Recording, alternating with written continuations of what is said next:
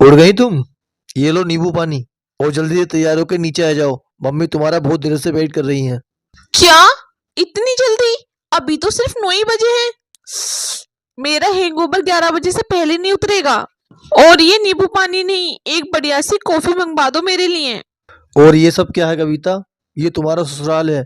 और तुमने मुझे शादी से पहले क्यों नहीं बताया कि तुम ड्रिंक भी करती हो? बहुत अच्छा हुआ कि कल रात तुम्हारे घर आने से पहले मम्मी सो चुकी थी, वरना उस हालत में तुम्हें मम्मी ने देख लिया होता ना, तो पता नहीं क्या होता। क्या होता?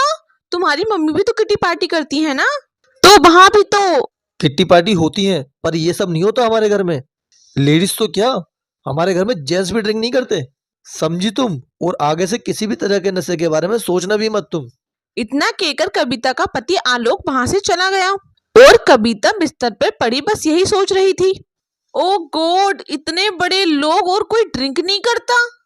बताओ, अगर शौक ही पूरे नहीं करने तो कोई फायदा ही क्या इतना अमीर होने का। बेवकूफ लोग। कविता आसानी से सुधरने वाले लोगों में से नहीं थी। उसे ड्रिंक करने और सिगरेट पीने की पुरानी आदत थी, जिसे छोड़ने का भी उसका कोई इरादा नहीं था। लिहाजा इस मुसीबत का भी उसने कोई हल निकाल ही लिया।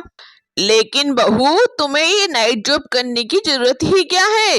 तुम आलोक के साथ ऑफिस जाओ और अपना बिजनेस संभालो। नहीं मम्मी जी, पहले मुझे खुद को साबित करना है। पहले थोड़ा एक्सपीरियंस हो जाए, फिर मैं इनको ज्वाइन कर लूंगी।